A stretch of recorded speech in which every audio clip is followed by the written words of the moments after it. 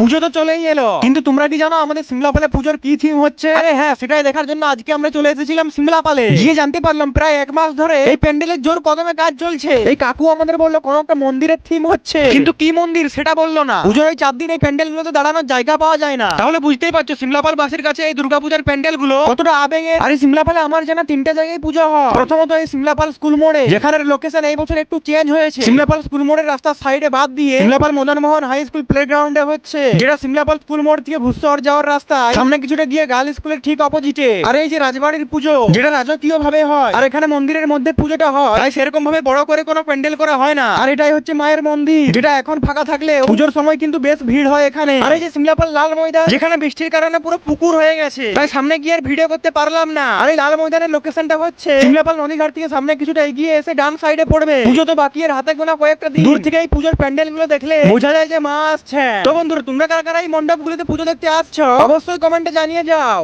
প্যান্ডেলটা মানে কি থিম হচ্ছে বলতে পারবো না। আর যা জল হয়েছে কাজ করবে কি করে? ঠিক করে, হ্যাঁ, ঠিক কাজ করে। এই জলে ভিজে মানে কদিন ধরে চলছে এখন কাজ? কতদিন হলো?